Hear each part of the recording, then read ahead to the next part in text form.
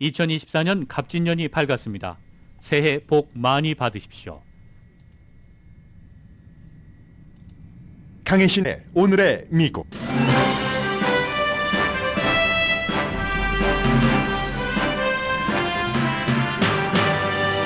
지난 12월에 만들어진 일자리는 21만 6천 개, 실업률은 3.7%입니다. 전문가들 예상보다 좋았고 따라서 3월부터 이자율 인하가 시작될 것이라는 예상은 늦춰질 가능성이 있습니다.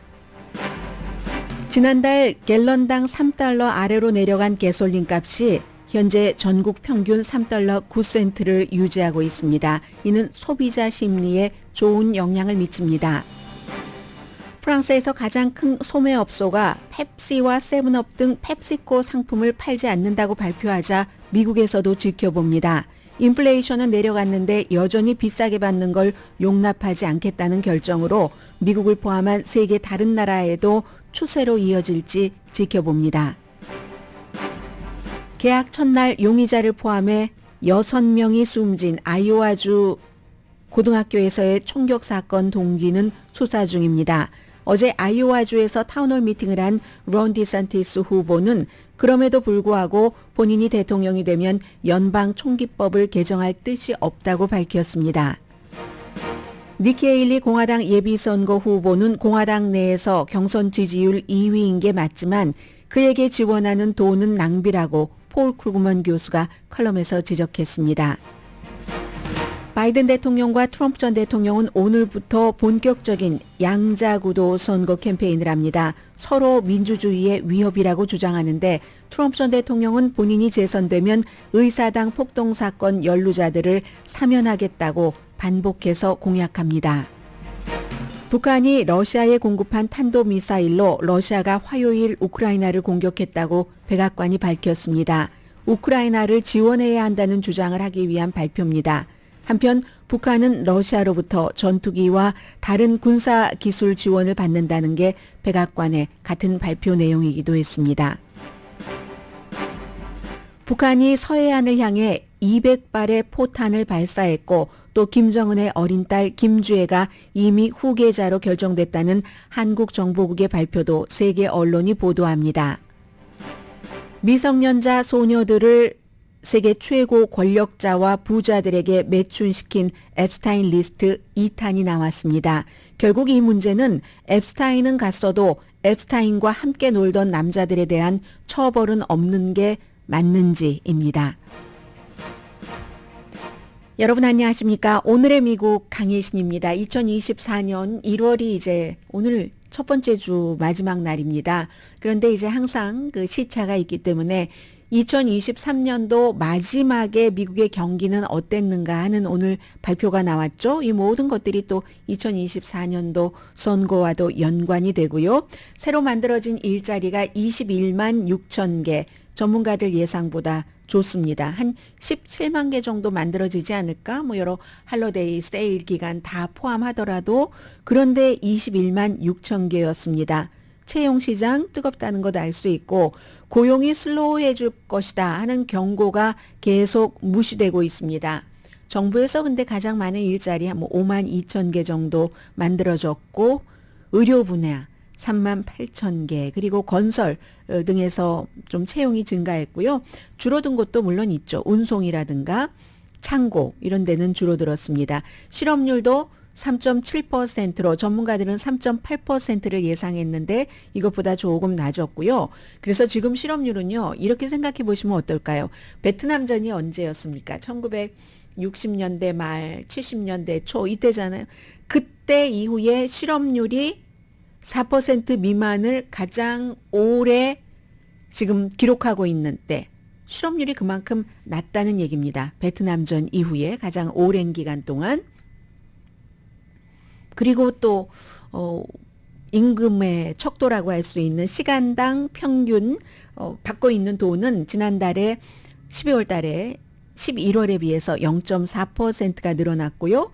그리고 1년 전보다는 4.1%가 늘어났습니다. 그러면 11월 달에 나온 그 인플레이션 물가 상승률이 1년 전에 비해서 3.1%였는데 같은 기간 동안 봉급은 4.1%가 올랐다 하면 물가 상승률을 뛰어넘었다 하는 게 되겠죠.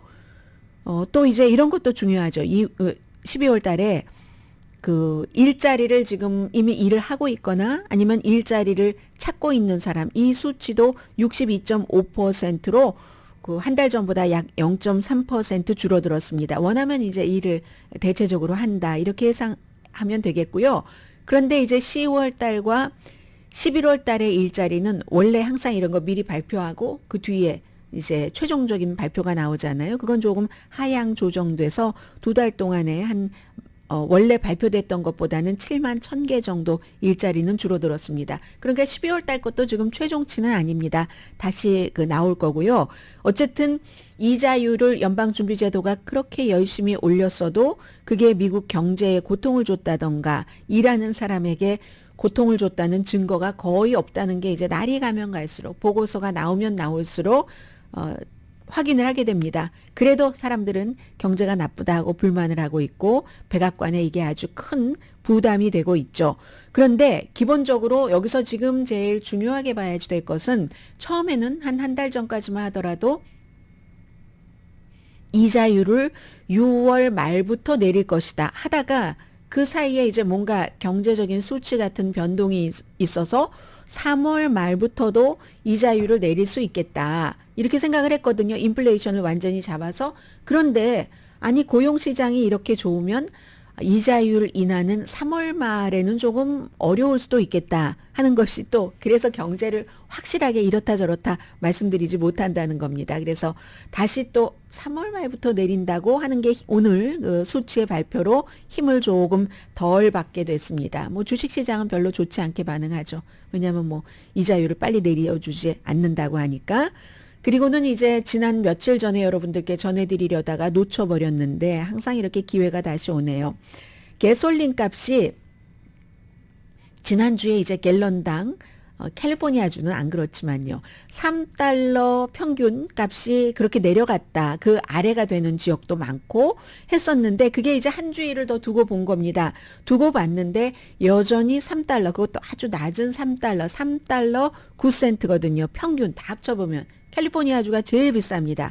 지금 갤런당 4달러 71센트. 제일 싼 곳은 아마 오클라호마인 것 같아요. 2달러 66센트. 왜 같아요라고 말씀드렸냐면 제가 이렇게 지도 보고 다 클릭하고 적어보다가 또 두 번 확인을 안 했기 때문에 오클라호마가 맞을 겁니다. 아마 2달러 66센트. 그럼 캘리포니아주와는 굉장히 차이가 있죠. 뭐 갤런당 2달러 뭐 10센트 정도 차이가 있는 겁니까? 아무튼 그 정도 되는데, 이렇게 일단 한 주일 더, 몇 주일 더 봐야 되겠지만 가솔린 값이 이 정도로 유지가 된다는 것은 소비자 심리에 상당한 영향을 미칩니다. 그리고 소비자 심리가 미국은 굉장히 중요하기 때문에 행동 경제학이라고 얘기를 하죠. 뭔가 마음이 괜찮은 것 같아? 하면 뭐 괜히 뭐 한꺼번에 가서 쫙 돌아보면서 쇼핑을 해야지 하다가 급하니까 그냥 가야지, 뭐 이렇게 된다는 식으로 그런 행동 경제학의 변화가 있기 때문에 소비자 심리가 중요하고, 소비자 심리 가운데서도 식료품비와 가솔린비와 렌트비에 우리가 제일 항상 신경을 쓰게 되잖아요. 그래서 이제 중요한데 캘리포니아주가 아무튼 1등입니다. 가솔린 값 비싼 것은. 캘리포니아주는 주정부 차원에서 친환경 에너지 그리고 깨끗한 환경 뭐 이런 것이 꼭 뭐 주민에게 나쁘다고만 할 수는 없는 게, 그런 산업을 주도해 나감으로 인해서 세계를 이끌고 그게 이제 캘리포니아주의 살 길이다라고 캘리포니아주를 이끌어가고 있는 정치인들은 현재까지 그렇게 판단을 하고 있는 거죠. 그런저런 이유로 4달러 71센트. 워싱턴주도 비쌉니다. 주로 이제 서부 지역이 비싸요. 진보적인 도시가. 워싱턴주도 갤런당 4달러 12센트라는데요. 또 비싼 곳이 오늘의 미국 많이 듣고 계시는 여러분들 살고 계시는 하와이네요. 그래도 하와이보다 캘리포니아주가 더 비싸요. 하와이가 갤런당 4달러 67센트. 뉴욕도 이 정도는 아니거든요. 뉴욕이 3달러 34센트. 펜실베니아가 3달러 39센트. 네바다주 서부잖아요. 3달러 99센트로 뉴욕이나 펜실베니아보다 비싸고, 또 오레곤주 3달러 77센트, 애리조나주 3달러 44센트 이렇게 되어 있습니다. 그래서 지난 2년 동안 가솔린 값이 갤런당 3달러 아래로 평균입니다. 캘리포니아는 뭐 당연히 없었지만 3달러 아래로 떨어져 본 적이 없습니다. 그게 만약 앞으로도 몇 주일 동안 이제 3달러대를 유지하면 그게 계속 갈 수 있다는 게 되고, 이 굉장히 이제 이건 뭐 경제가 강한데도 또 실업률도 낮은데도 일자리도 많은데도 경제가 너무 힘들어라고 생각하는 경기 침체 그 분위기 자체는 누그러뜨린다. 이게 물론 힘드신 분들이 계세요. 예를 들어서 코리안 아메리칸 식당인데 요즘 외국 손님들이 많이 가지 않는 식당은 좀 힘들잖아요. 그런 분들은 분명하게 힘든 게 사실인데, 이렇게 봉급을 받아서 사실 고용주가 아직까지 좀 힘들지는 모르지만 나는 그 타격이 오지 않는 사람들도 나 힘들어 이렇게 생각할 수 있잖아요. 그런 분들의 그 같은 심리, 소비자의 심리는 조금 누그러뜨릴 수 있다. 이제 이런 것을 말씀을 드릴 수가 있고요. 그리고 앞으로 이제 바이든 대통령이 이 같은 것을 가지고 오늘부터 열심히 오늘 이제 펜실베니아 주에 가서 선거 캠페인을 할 텐데 경제가 이렇게 좋습니다. 그걸 잘 설명을 해야지 되는데 아직 국민에게는 딱 그 귀에 들어오지 않고 있어요. 그런 것들이 있고, 그리고 그 팀스터 자동차 노조가 당연히 그 미국에서 저는 제일 친노조 대통령입니다 하고 자동차 3사가 역사상 처음으로 공동으로 파업을 할 때 그 가서 피켓 라인에서 피켓까지 들고 열심히 싸워줬건만 아직까지도 팀스터 노조는 바이든 대통령을 지지하지 않습니다. 2020년도에는 물론 지지했지만, 그리고 지금은 결정하지 않은 상태에서 마랄라고를 방문했거든요. 트럼프 전 대통령을 만났습니다. 수요일에. 그러면 그렇다고 해서 지금까지 팀스터 노조가 트럼프 전 대통령을 지지한다고 발표하진 않았습니다. Maybe 대통령으로서 내가 재선되면 뭘 더 해줄 수 있습니다. 그리고 실제로 해줄 수 있을까 하는 약속을 받아내기 위함인지 정말로 트럼프 전 대통령을 지지할 것인지는 아직 알 수 없지만 지금 이제 그 부분은 그렇게 돼 있고, 바이든 대통령은 날씨가 나빠서 내일로 예정됐던 것을 하루 당겨서 펜실베니아 독립운동을 하던 당시에 겨울 그 아주 춥고 추웠던 야영지에 가서 얘기를 합니다. 그때부터 미국이 독립을 해서 이렇게 막 선조들이 지켜왔는데 지금 미국의 민주주의가 위협입니다. 왜요? 오늘은 분명히 연설에서 트럼프 전 대통령의 이름을 분명하게 부를 것으로 예상이 되는데, 그런 게 이제 본격적으로 양자 구도로 간다는 게 되는 거죠. 펜실베니아주는 바이든이 태어난 곳입니다. 물론 잘하고 정치 활동을 하고 한 곳은 델라웨어지만, 그리고 2020년도에 바이든이 이겼습니다. 그런데 4년 전에 2016년도에는 트럼프가 힐러리 클린턴을 이겼습니다. 펜실베니아. 그리고 올해 펜실베니아주는 must win. 바이든 대통령에게 꼭 이겨야지만 되는 주입니다. 그러니까 가서 열심히 민주주의의 그 트럼프가 얼마나 해가 되는가, 그리고 일자리도 오늘도 보셨죠? 하는 것 얘기하겠죠. 인플레이션 줄어드는 것도 여러분들 느끼실 겁니다. 그리고 사실은 사람들이 막 말하고 박스 같은 데서 미국이 못 살 곳이야, 캘리포니아주는 더 이상 살 수가 없어라고 할지라도 물론 부분적으로 그런 부분들이 있습니다. 지역에 따라서 홈리스 많고 범죄율 높고, 그런데 전반적으로는 미국에서 폭력 범죄가 줄어듭니다. 이런 것들을 강조를 하겠죠. 그리고 또 플러스가 되는 게 낙태 문제 같은 것. 오늘 아마 그 현장의 의사당 폭동 사건의 피해자도 참석을 하는 것 같습니다. 그리고 트럼프 전 대통령은 바이든이 사기꾼이라고 얘기를 하잖아요. 이게 트럼프 전 대통령이라고 사기 혐의로 재판을 받고 있는 사람이 할 수 있는 말인지는 모르겠습니다만은 이게 또 미국의 좋은 점이기도 하고 미국의 방종함을 만들어내는 것이기도 하죠. 표현의 자유라는 게 있으니까 바이든 사기꾼이다, 바이든 주변도 전부 사기꾼이다라고 얘기하면서 바이든을 그 주변 사람들이나 자신의 정치적인 적을 본인이 대통령이 되면 전부 감옥에 가둬버리겠다고, 복수를 하겠다고 다짐을 합니다. 트럼프 전 대통령. 그리고 또 하나는 계속 요 며칠은 더 강조하는 것은 의사당 사건에 일으켜서, 그리고 그 문제로 뭐 감옥에 가 있거나 하는 그런 사람들, 다는 아니겠지만 내가 사면하겠다는 것을 공약을 합니다. 내일 1월 6일 의사당 폭동 사건이 일어난 그날 펜실베니아주는 아니에요. 그래서 내일 아이오와주에 가서 아이오와주가 민주당은 아니지만 공화당은 1월 15일에 그 말하자면 그 코커스 전당대회를 열기 때문에 거기 가서 트럼프는 사면하겠다 하는 것을 강조하면서 이제 캠페인을 하고, 일리노이주 진보자였나요? 일리노이주도 뭐 콜로라도나 메인주와 마찬가지로 트럼프 전 대통령은 1월 6일 의사당 사건 그런 문제 때문에 저희 주에서는 예비선거에 이름을 올릴 자격이 없습니다. 이렇게 유권자들이 트럼프 이름을 투표용지에서 제외해달라는 청원서를 제출을 했습니다. 그리고 지금부터는 아마 앞으로는 이제 아이오와 선거만 끝난다 할지라도 한 사람 이름은 제가 안 부르게 될 가능성이 많을 것 같아요. 시간을 소비할 필요는 없으니까.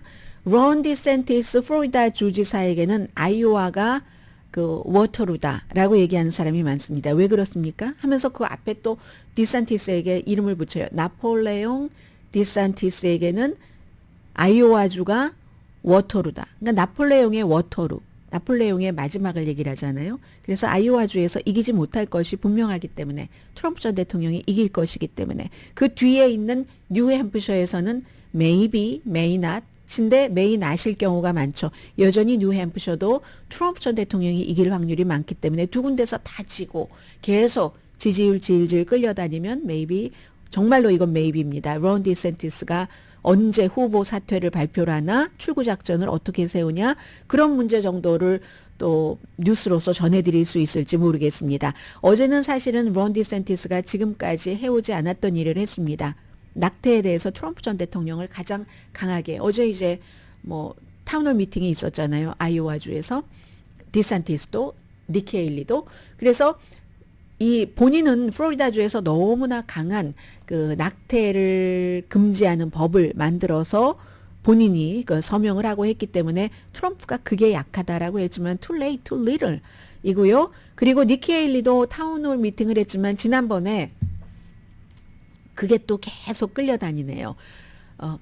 미국에서 남북전쟁이 일어난 이유가 노예제다라고 얘기하지 않았다가 나중에 마지못해 시인한 그 부분을 어제 막 해명을 하느라고 말이 꼬이고 하던데요. 아무튼 그 사이에 크리스 크리스티 전 뉴저지 주지사도 좀 이제 그만 좀 물러나, 하지만 물러나지 않고 비디오를 한 1분 조금 넘는 비디오에서 저는요 8년 전에 트럼프를 지지했습니다. 그거 제가 굉장히 크게 실수한 겁니다.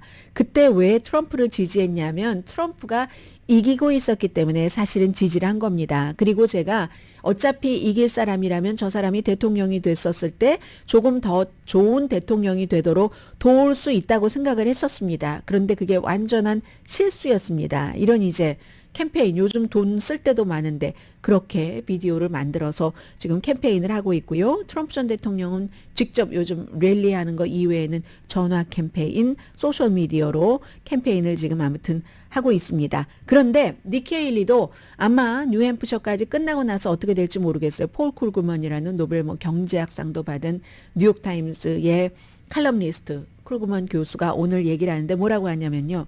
처음에 공화당의 그 월스트리트의 아주 큰 손들을 조금 비아냥거리는 거예요. 참 위선자다. 마치 자신들이 좋은 사람들인 것처럼 좀 너무 극단적으로 보이지 않게 하기 위해서 트럼프에서 떨어져서 처음에는 디센티스가 될 줄 알고 디센티스의 돈줄과 연줄을 대다가 그게 아닌 것으로 이 사람 허당이네 하는 게 드러나자 니키 헤일리 쪽으로 이제 돈줄과 여러 가지를 댔다. 우리들은 좋은 사람이다. 선한 사람이다. 너무 극단적으로 가서는 안 된다는 것을 얘기를 하면서 그게 이제 JP 몰건 체이스 라든가 아니면 코크 브라더스의 살아남은 한 사람이라든가 이런 사람들이 계속 돈을 그렇게 움직인다는 거죠. 정치 네트워크를 통해서. 아니면 제이먼 다이먼 같은 경우는 JP 몰건 체이스 대표로 있으면서 다른 작은 은행들도 관리하고 얼마나 영향력이 커요. 그런데 이 사람들이 참 훌륭한 위선자를 원하는 건데 마치 저는 좀 트럼프와는 달리 좀 온건하고 좀 안심을 할 수 있는 사람입니다라고 얘기를 하는 니키 헤일리나 아니면 리틀 트럼프라고 생각을 하고 있는 론 디센티스 그런 사람을 지지함으로써 트럼프라는 극단적인 인물을 지지하지 않는 것처럼 보이려는 위선자들이다. 월스트리트이 이렇게 얘기하면서 그런데 돈 낭비다. 돈 낭비야. 이 니키 헤일리도 노예제가 남북전쟁의 원인이었다고 말 안 하는 것을 봐도 트럼프와 다를 바가 없고 디산티스도 트럼프와 다를 바가 없고 리틀 트럼프고 하는데 기본적으로 이제 적대감을 좀 피해보겠다 하면서 그렇게 하는데 돈을 다루는 사람들이 참 정치적으로 둔감하네 이렇게 지적을 했습니다. 지금은 아니다. 지금 공화당에서 이미 트럼프 전 대통령이 들어와서 엄청나게 공화당을 많이 바꿔놨기 때문에 적어도 몇 번의 그 선거 주기는 지나야지 이렇게 공화당에서 조금 온건한 사람이 나올 수 있는 거다. 그리고 그 사람들도 항상 본인들이 돈을 최우선으로 생각하면서 다른 이상을 위해서 이제 니키 헤일리나 론 디센티스를 지지하는 것처럼 프리텐드 척하는 거 그만해라 하는 식으로 밥맛 없어요 하는 식으로 폴 크루그먼 교수가 오늘 뉴욕타임즈에 칼럼을 썼습니다.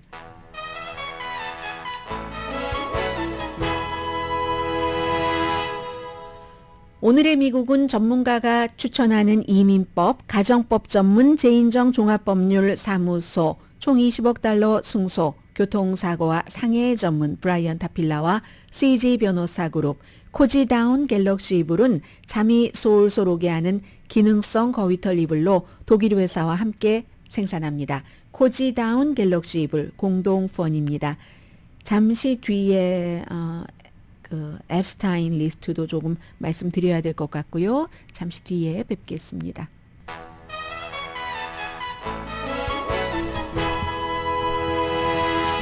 라디오 서울 방송 오늘의 미국 듣고 계십니다. 어제 이제 개학을 한 학교들도 많이 있는데 바로 이제 지금 타운홀 미팅 보이고 있네요. 디산티스와 니키 헤일리 전혀 관심이 없으시죠?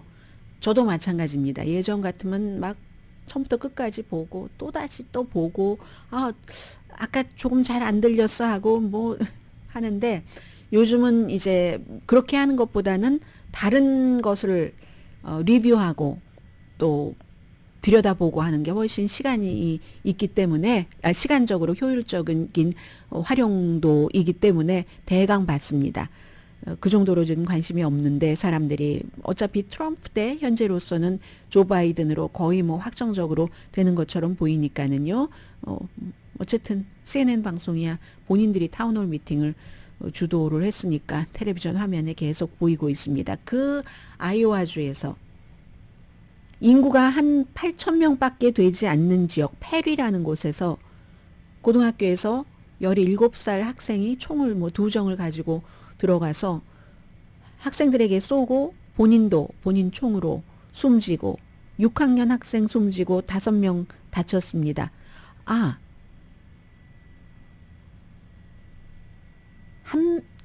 제가 헤드라인에서 잘못 말씀드린 것 같네요. 5명에게 부상을 입혔는데 오늘 헤드라인을 정정해야지 되겠는데요. 지금에 와서야 6명이 숨진 게 아니라 그 용의자하고 1명이 숨지고 그러니까 2명이 숨지고 나머지가 다친 거죠. 그런 그 사건입니다. 예, 정정했습니다, 여러분. 죄송합니다. 그래서 이제 그 아이오와 주에서 뭐 말씀드려서 뭐 하겠어요. 지금 막 오늘 문 당연히 닫죠. 그리고 용의자 17살인데 자살했고 딜런 버틀러라는.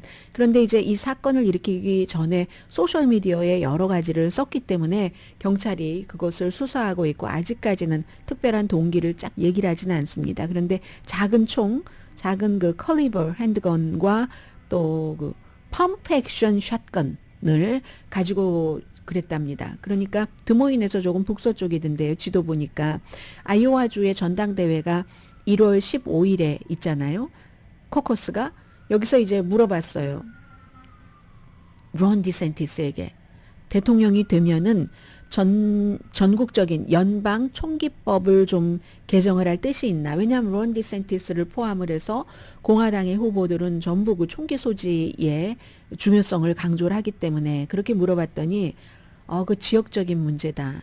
그러니까 말을 아주 잘 피해간 거죠. 보통 이제 총기 특히 이제 대량 총격 사건이 일어나고 하면은 정신건강이다. 총이 문제가 아니라 총을 쏜 사람의 정신건강이 문제다라고 하는데 이거는 연방 그 법으로 총기법에 대해서 뭔가를 개정할 뜻이 있습니까? 대통령으로서 당선된다면. 그러니까 그 지역적인 문제죠. 아이오와라는 지역적인 문제라는 거예요. 전혀 그럴 뜻이 없습니다. 저는 국민이 총기를 소지할 수 있는 그 같은 헌법적인 권리를 무시하고 싶지 않습니다. 침해하고 싶지 않습니다. 이게 론 디센티스가 얘기를 한 겁니다. 미국에서는 이제는요, 초등학교 같은 데서 아니면 뭐 많은 곳에서 교회에서조차도 이렇게 총격 사건이 일어나고 해도 별로 놀라지 않는 거. 그래서 다친 어린이들이 11살에서 12살 사이거든요. 그리고 한 명은 학교의 행정관이 다쳤고 또 부상자 한 명은 위독합니다. 그런데도 아무튼 그렇습니다. 이게 이제 미국의 문제고요. 그리고 뉴욕은 텍사스주에서부터 지금까지 서류 미비자를 3만 3천 명을 뉴욕 쪽으로 보냈답니다. 텍사스의 주지사가. 그랬더니 뉴욕에서 버스 회사를 고소를 했어요. 지금까지 3만 3천 명 이상을 계속 이제 뉴욕 쪽으로 옮겨다 줬잖아요. 그러면 이제 이 버스 회사는 그동안에 뉴욕의 시장이 뭐 경고한 것도 있고 하니까 그럼에도 불구하고 어쨌든 텍사스 주지사의 상업용인 것은 당연하고 텍사스 주지사의 입장을 따랐다는 거잖아요. 그러므로 이 택시 회사의 7억 800만 달러, 택시가 아니라 버스, 전세 버스 회사에 7억 800만 달러를 청구하는 소송을 했습니다. 7억 800만 달러는 왜 나오냐면 이건 정신적인 보상이 아니라 이렇게 우리 준비도 돼 있지 않는데 보내면은 주택이라던가 많은 것을 비용이 들어가잖아요. 그게 3만 3천 명에 대해서 7억 800만 달러다. 그러니까 텍사스에서 아무리 보내려고 해도 돈을 그렇게 받고 하려고 해도 그러면 소송 걸려서 골치 아플 테니까 웬만하면 보내지 말아라 하는 그런 뜻이 되겠죠. 그런 것. 그리고 어제에 이어서 조금만 말씀드리겠습니다. 지금 제프리 앱스타인이라는 감옥에 갇혀 있다가 뭐 침대 시트 같은 침대라고 말할 수는 없겠네요. 감옥에서 어쨌든 이불 같은 것을 어떻게 해서 본인이 숨졌다. 그런데 그 당시에 숨졌을 때는 그 감옥이 워낙에 그 이제 그 수감자들을 철저히 무슨 자해하지 않을까 하는 것을 보고 있기 때문에 그럴 리가 없는데 하필 그때 뭐 누가 안 보고 이래서 말이 많았습니다. 저 사람이 왜 숨졌지? 그리고 실제로 저는 또 하나 이상한 건 이 앱스타인이라는 사람이 제프리 앱스타인이라는 사람이 똑똑하고 해서 사람들이 뭐 말상대도 많이 됐다고 하고 그리고 뭐 돈에 관한 조언 같은 것도 많이 했는데 결국은 그거잖아요. 뉴멕시코 어디 무슨 섬 같은 것을 가지고 있고 뉴멕시코에는 뭐 만 에이커가 아니라 몇 에이커죠. 그런 집에 만 에이커 목장 많네요. 만 에이커예요. 만 에이커. 야, 대단하네요. 거기에 무슨 뭐 지하에 보면은 스트립 클럽이 있다고 하잖아요. 그래서 이제 미국 사람들이 그런 것을 좀 하는 것 같습니다. 합니다. 그래서 지하에 스트립 클럽을 놓고 무슨 샤워장 같은 데도 한 8명의 샤워장에 만 에이커의 목장에 지하에 스트립 클럽을 만들 정도가 되면은 본인들이 원하면 개개인의 샤워 시설이지 왜 8명이 한꺼번에 들어갑니까? 많은 것을 상상해 주게 하죠. 제프린 앱스타인이 본인도 어린아이들에게 많이 그것도 한두 명이 아니라 많이 무슨 지금 피해자의 고소하고 증언한 것에 따르면 그리고 상당한 또 증명이 되기도 했고 그러면 막 서비스를 받고 미성년자 그것도 예쁜 아이들만 골라서 그리고 또 친구 데리고 와 그럼 돈 줄게 하고 실제로 친구 데리고 가고 돈 받고 1년에 몇 번씩은 VIP를 초대를 해서 딱 뭐 스트릿 클럽에서 뭐해서 그런 때 뭐 피우고 이런 건 안 하겠어요. 한다고 보는 게 맞겠죠. 그렇게 하고 이제 거기서 이제 소송을 하는 사람들이 많이 생긴 거잖아요. 그래도 오랫동안 그렇게 해왔지만 많이 피해갔어요. 이리저리 이리 피해가다가 어떻게 딱 꼬집어서 걸려서 이 사람은 18개월 징역형을 선고받고 복역 중에 결국은 자살했다. 이렇게 결론이 났는데 이 앱스타인의 말하자면 공범이잖아요. 지금 감옥에 들어가 있는 여자입니다. 기슬레인 맥스웰이라고 영국의 정말 출판업계의 대부와 같은 그런 사람이 아버지였는데 사업 망하고 나서 그래서 영국에선 사교계의 여왕이었죠. 소셜 버터플라이였죠. 아주 고급 소셜 버터플라이였는데 그 여성이 앱스타인과 어울리면서 포주처럼 아이들을 탁 이렇게 포섭을 해서 이렇게. 그런데 이 여성이 지금 2021년도에 유죄로 판결돼서 성매매, 고급 성매매한 거죠. 근데 대상은 조금 이따 말씀드리겠습니다. 2022년도에 수감됐는데 20년 징역형입니다. 공범자가. 그런데 그보다 더 오래 더 많이 본인이 엄청 즐기기도 하고 했었던 앱스틴은 18개월밖에 사실은 징역형을 안 받았었어요. 그런데 여기에 관해서 피해자인 여성들이 살아있는 기슬레인 맥스웰을 고소하면서 많은 법원 기록이 그제 이제 그 900페이지가 나왔고 어제 다시 추가로 한 300페이지 정도가 나왔는데요. 이런 게 뭐 다 알고 있는 사람들이에요. 사람들은 도널드 트럼프 이름이 많이 나온 게 트럼프하고 빌 클린턴이 제일 많이 나왔다고 하고 그런데 이제 트럼프 전 대통령 가족과 함께 이제 등장한 적도 있었고 그렇게 뭐 마이클 잭슨 등등등등 너무 많은 그런 그 사람들 트럼프의 변호사까지 어제 그 부분은 자세히 말씀드렸고요. 그런데 이제 사회적으로 가장 영향력 있는 인간들이 본인들의 딸뻘 되는 딸보다도 뭐 때로는 어리고 하겠죠.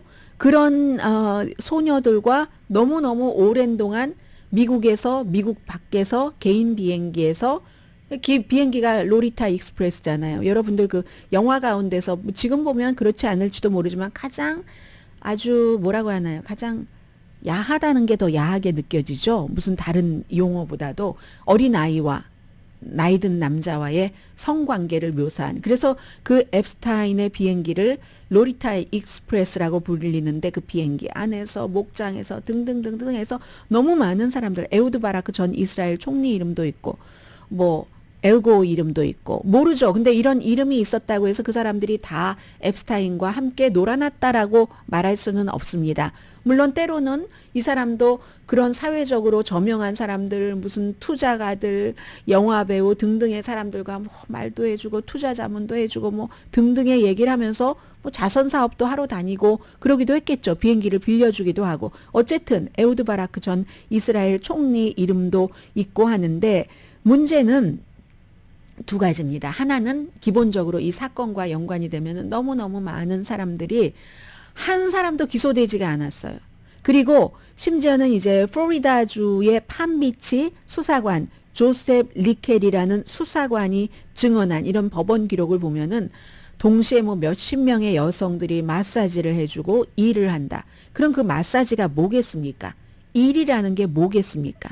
그리고 어린 친구 데리고 가면 돈 주고 아무튼 이런 일들. 그런데 이 사람들 가운데서는 한 사람도 기소되지 않았다는 것. 앱스타인도 오랜 시간이 흐른 뒤에 기소가 돼서 의문의 죽음, 자살로 뭐 결론을 내렸지만 그 관계 당국은 그랬다는 거. 그리고 이제 그 앨런 더쇼위츠 같은 내가 미국 최고의 헌법 전문 변호사예요. 하버드 대학교 교수이기도 하고 트럼프 전 대통령 탄핵 때 트럼프가 무죄라고 열심히 변호를 하고 오제이 심슨도 변호하고 마이크 타이슨도 변호하고 이런 사람들 이름 나왔어도 어제 팍스 텔레비전에 나와서 뭐 나는 아무 잘못 없다라고 얘기를 하는데 모든 사람들이 다 그렇게 얘기합니다.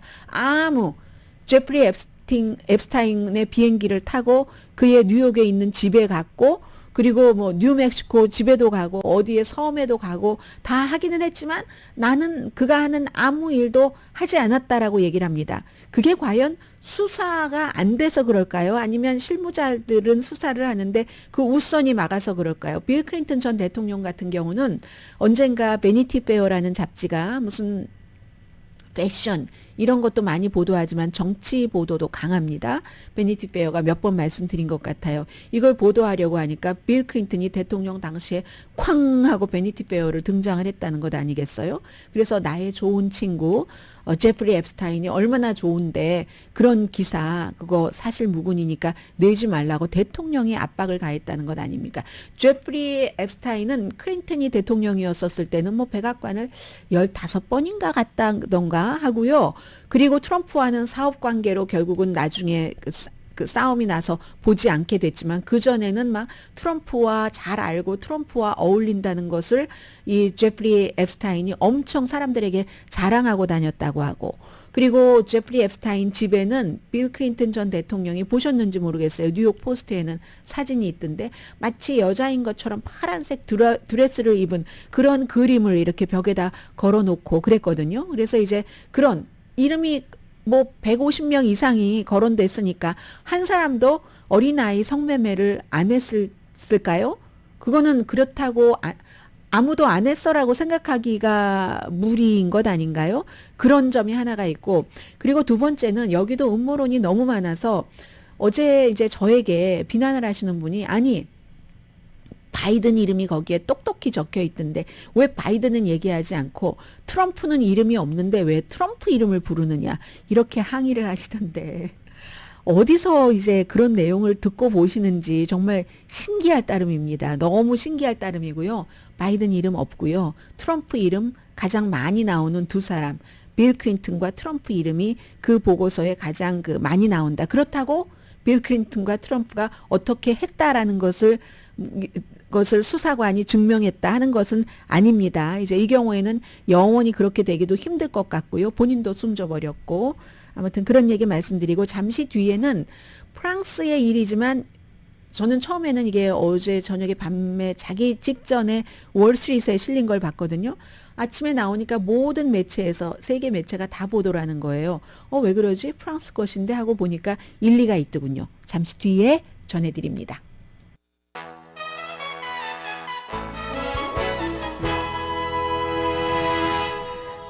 라디오 서울 방송 오늘의 미국 듣고 계십니다. 프랑스에서 살다 오신 분 계세요? 아니면 프랑스에 여행 가셔서 아니면 뭐 머무르시다가 까르푸라는 가장 큰 그 그로서리 도매가 아니라 소매업소라고 하네요. 그로서리 스토어라고 하네요. 이 까르푸에서 뭐 프랑스에만 뭐 3,440군데가 스토어가 있다고 하니까요. 펩시코 상품을 팔지 않겠다라고 선언을 했습니다.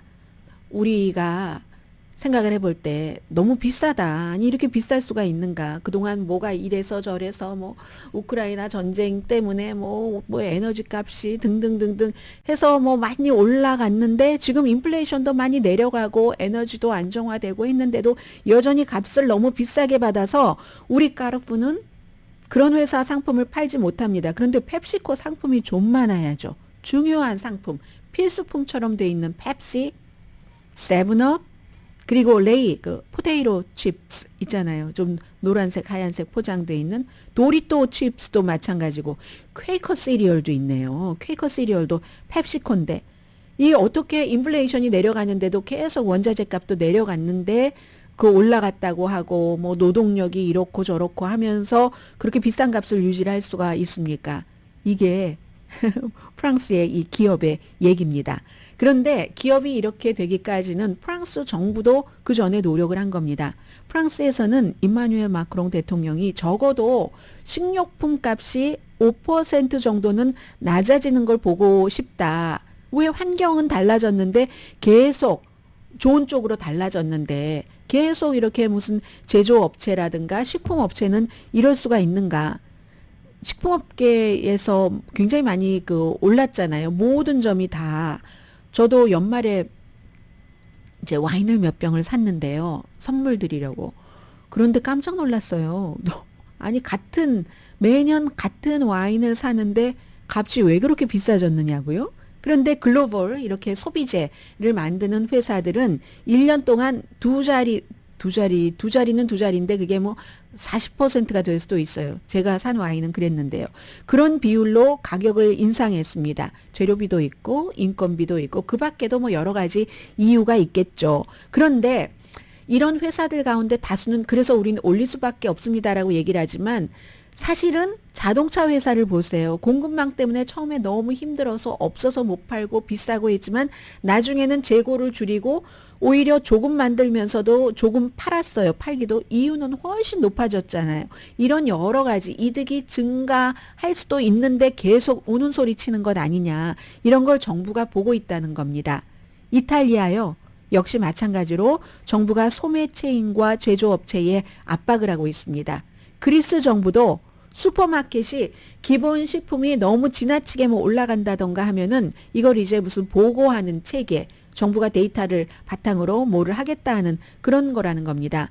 그러니까 일단 뭐 프랑스의 그런 그 슈퍼마켓 체인이 그 까르푸 하나뿐이겠습니까? 많으니까 다른 회사에서도 이거 우리도 까르푸를 따라가야지 되는가? 이런 생각을 하고 결국은 이게 끝이 아니라는 얘기입니다. 그리고 이 뉴스는 월마트도 보고 있는데 월마트 하면은 뭐 여러 가지가 있지만 요즘은 월마트에 싸고 질 좋은 것도 많은 것 같은데 전에는 질보다는 좀 싼 것, 그러다가 이제 그로서리 아주 많이 대량으로 구입하니까 싱싱하면서도 싸고 했었는데 그 뒤에는 이제 다른 물건들도 싸면서 좋은 것으로 월마트가 많이 하고 있잖아요. 그래서 월마트가 이렇게 보고 있다는 겁니다. 글쎄요. 근데 미국에서 펩시코 제품을 보이콧할 만한 그런 그 그로서리 업체가 있는지는 모르겠습니다만은 이걸 이제 많은 사람들은 오늘 보니까 월스트리트저널도 보도를 하고 영국의 가디언도 보도를 하고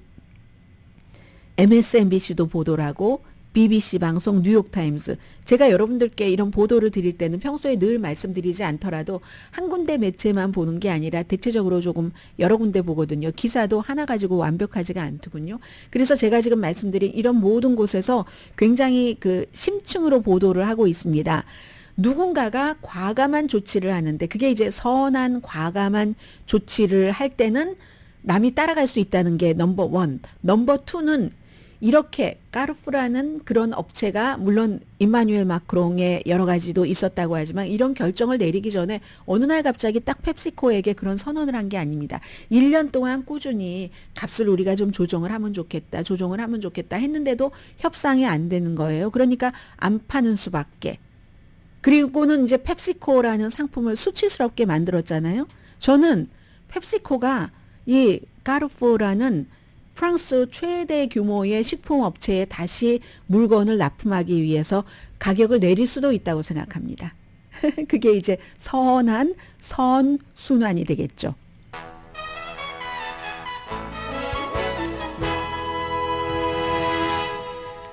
라디오 서울 방송 오늘의 미국 듣고 계십니다. 사실은 우크라이나 전쟁도 한번 쭉 정리해 보면 오늘쯤은 굉장히 재미있는 날인데 제가 시간이 많지 않기 때문에 북한과 연관된 것부터 우선 전해드리겠습니다.